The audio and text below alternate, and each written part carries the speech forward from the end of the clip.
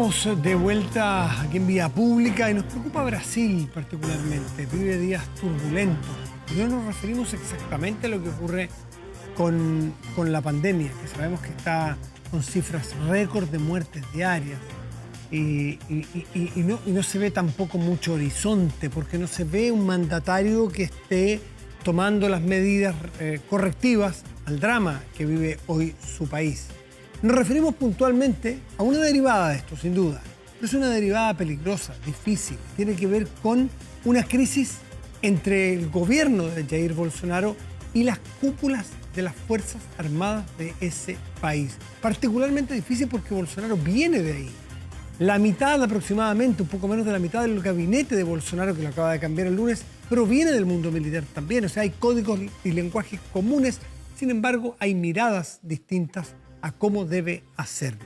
Vamos a conversar con Francisco Javier Tagle, que es académico de la Facultad de Comunicaciones de la Universidad de los Andes, para analizar lo que está pasando en Brasil y cuáles son los potenciales peligros. Francisco, buenas noches, gracias por recibirnos. ¿Cómo estás? Hola Matías, buenas noches.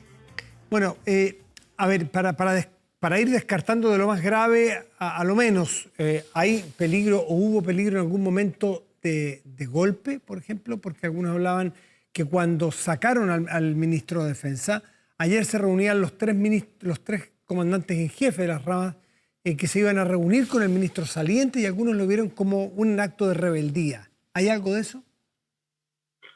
En realidad lo que hay es una suerte de, podríamos decir, de protesta de las Fuerzas Armadas brasileras en contra del gobierno de Jair Bolsonaro respecto al manejo de la pandemia.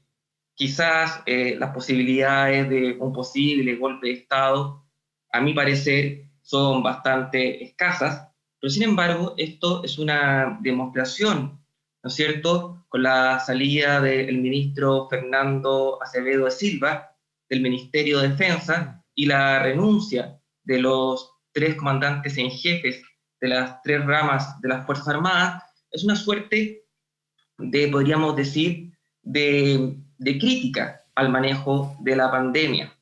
En este sentido, yo creo que es importante algo bien simbólico, porque ya desde el año pasado que Jair Bolsonaro, como bien tú mencionabas, Matías, las Fuerzas Armadas han jugado un rol importante en su gobierno. Un poco menos de la mitad de los ministros de Jair Bolsonaro provienen del mundo militar.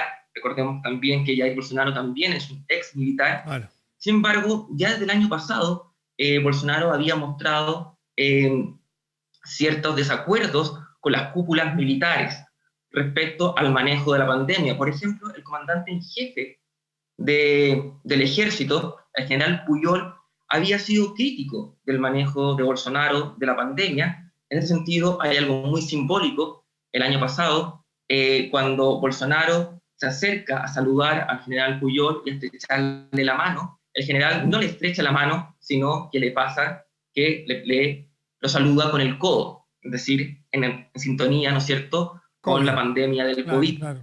Esto ha sido un poco las fisuras que ha habido entre el mundo militar y Bolsonaro. Un mundo militar que busca no ser politizado. En este sentido, lo que se teme en Brasil es que pueda perderse un poco la cohesión de las Fuerzas Armadas respecto, ¿no es cierto?, a cierta politización, podríamos decir, de ellas. Pero está bien desde el comienzo del gobierno de Bolsonaro.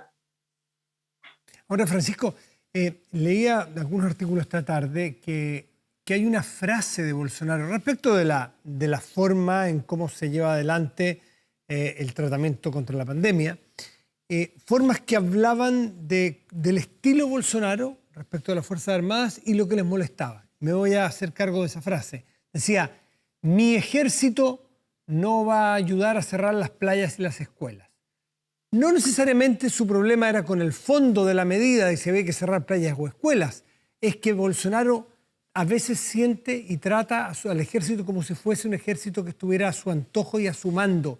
Y el problema que tenían dentro de las Fuerzas Armadas era que ellos sienten que pierden el rol institucional que tienen que tener más allá de un gobierno u otro. ¿Algo de eso hay? Claro, porque Bolsonaro se ha apoyado en las Fuerzas Armadas para gobernar. Las Fuerzas Armadas, en cierta medida, recordemos que ¿por qué llega Bolsonaro? Bueno, Bolsonaro llega al poder en 2019, ¿no es cierto?, la más conocida, por los escándalos de corrupción que afectaban al Partido de los Trabajadores, pero también llega al poder, ¿no es cierto?, por una crisis de seguridad pública que había en Brasil. Y en este sentido es un Bolsonaro que se apoya en las Fuerzas Armadas, en la policía, como una suerte, ¿no es cierto?, de mostrar que tiene la seguridad del país controlada y que habrá mano dura respecto a principalmente a la delincuencia que ha afectado a Brasil en los últimos años. Perfecto. ¿Y qué salida hay ahora? ¿Hacen renunciar? En alguna parte dice renuncia y en otras partes dicen destituyen. Eso primero sería bueno aclararlo, si es que se puede, si es que está claro.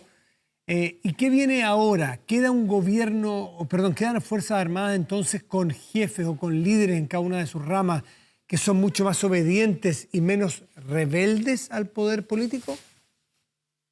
Es que se ha hablado mucho de que hay una crisis política en Brasil, que sin duda, ¿no es cierto?, la renuncia o sustitución de 6 ministros, sin duda, es un terremoto político. Pero creo que tenemos que ver un poco más allá y un poco debajo del agua en qué consiste todo. En ese sentido, la renuncia o sustitución, ¿no es cierto?, del ministro de Relaciones Exteriores, Ernesto Araujo, se debe a una crítica que venía desde el Congreso por su mal manejo de la pandemia. En este sentido, se criticaba a Ernesto Araujo, que, por ejemplo, había tenido malas relaciones con China, lo cual había imposibilitado la compra, por ejemplo, de vacunas. De esta manera, Araujo, un hombre muy cercano ¿perdón? a Trump. Araujo siempre se decía que era un trumpista en Brasil. Exacto, ¿no es cierto? Y Ernesto Araujo representaba el ala más dura de los ministros de Bolsonaro.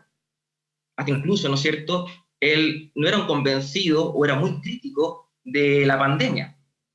En este sentido, la renuncia de Ernesto Araujo lleva que llegue, ¿no es cierto?, en su reemplazo, por ejemplo, Carlos Alberto Franco, quien es un diplomático de carrera que es mucho más moderado, por ejemplo. ¿Y por qué sucede esto?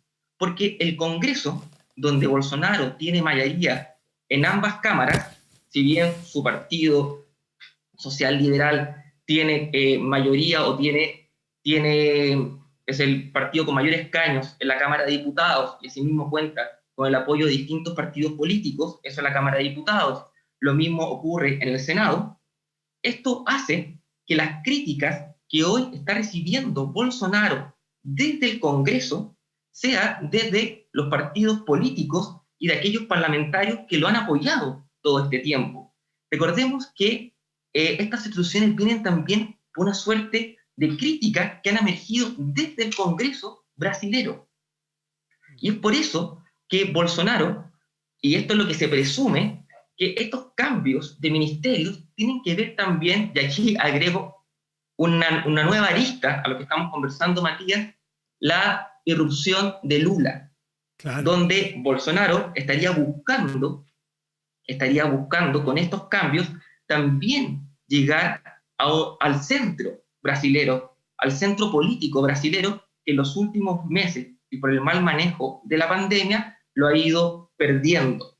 Por ejemplo, para nombrarte así como un ejemplo, la ministra secretaria de Gobierno, Flavia Rúa, que ha sido recientemente designada, pertenece al Partido Liberal, partido que es un partido político de centro, por ejemplo. Interesante, entonces, sí, mirar ¿Por qué? Porque, claro, porque, ¿no es cierto?, Lula hoy en día está marcando más en las encuestas que Jair Bolsonaro. Entonces, lo que está buscando Jair Bolsonaro, o por lo menos eso es lo que dicen los analistas brasileños, está buscando recuperar ese centro perdido, ese centro político perdido. Francisco Javier Tagle, académico de la Facultad de Comunicaciones de la Universidad de los Andes, te agradecemos mucho por este análisis de Brasil, que es importante ponerle el ojo porque Brasil es el país más grande de nuestro continente. Lo que pase allí afecta, queramos o no, en pandemia hay que decir, miren la variante, pero también entender Exacto. cómo están los equilibrios, las democracias, las instituciones en nuestro continente importa. Francisco, muchísimas gracias y muy buenas noches. Muchas gracias a ti, Matías, por la invitación. Que estén muy bien. Hacemos una pausa y ya volvemos. Espera.